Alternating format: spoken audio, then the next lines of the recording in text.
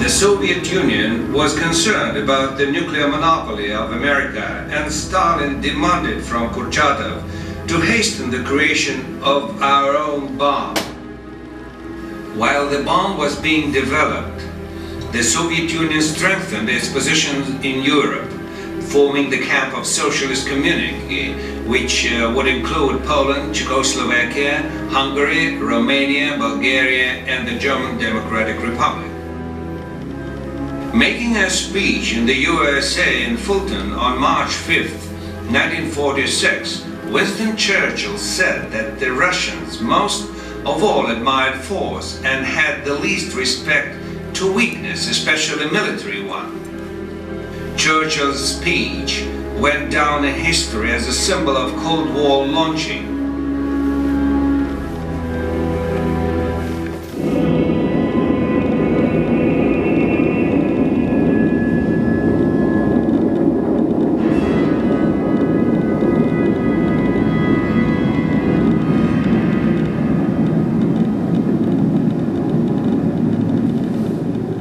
Baker burst resulted in bigger destructions among an armada of 70 ships. Saratoga, aircraft carrier, was mortally wounded by an underwater blast. Her bottom detonated and she instantaneously sank. The area around the explosion was highly contaminated. This effect had a negative response, and President Truman took a decision to cancel subsequently the third Charlie explosion, also planned under the water. 2 years after the Crossroads operation in summer 1948, the USA conducted the Sandy Storm operation. The purpose of the experiment was to increase twice the explosion yield, having the same amount of plutonium that was used when bombing Nagasaki.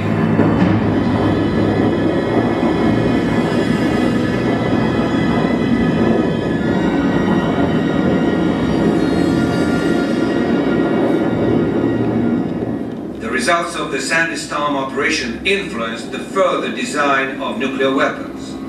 New types of warheads made nuclear weapons lighter and more efficient. The USA monopoly on nuclear weapons had not lasted for a long time. In 1949, the USSR successfully carried out a test of nuclear warhead with a yield of 27 kilotons. The Soviet Union caught up with the Americans, thus urged them to new deeds. Very soon they had in possession over 200 of such nuclear bombs and already 5 plans of nuclear attack against the USSR. But the requirements of the American military administration were growing, and they started to develop and design Bureau's intercontinental strategic bomber B-52. And Stalin demanded again, but now from aviation designers, to create a super long-range bomber. On May 9, 1954, the military parade would be ended with the flight of the first Soviet strategic super long-range bomber M4.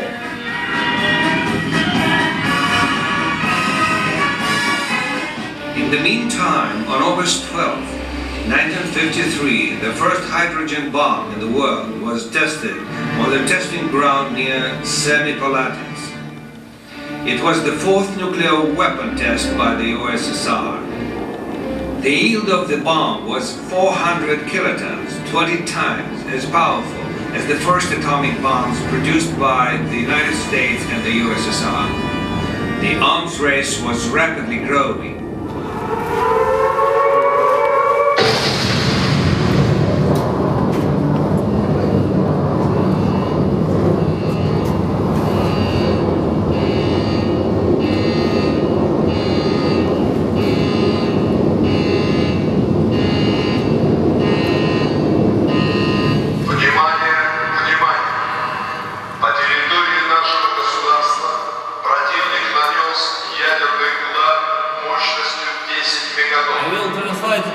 Территория города Москвы и Московской области уничтожены в радиусе 300 километров от эпицентра взрыва. Уровень радиации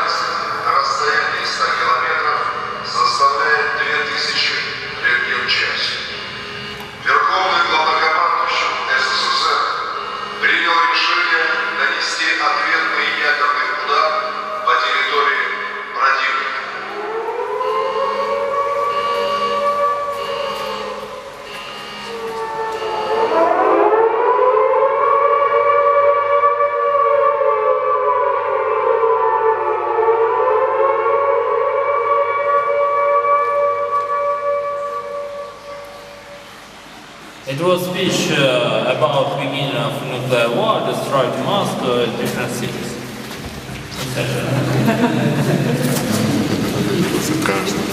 And even today, only few people know what is hidden behind the walls of Building 11 of the 5th Katelnichesky Lane. In the 20s, an ordinary dwelling house was built here.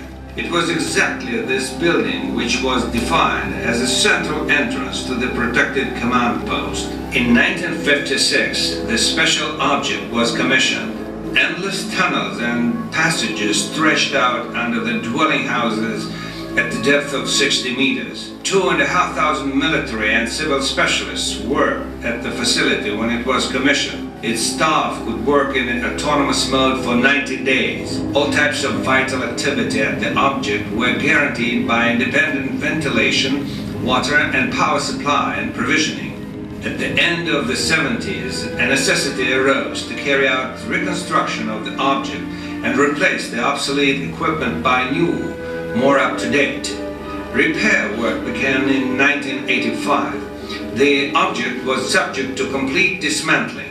Equipment, facing material which covered the concrete walls, furniture, everything was taken away. Work at the object went on to 1990, and then funding was cut off.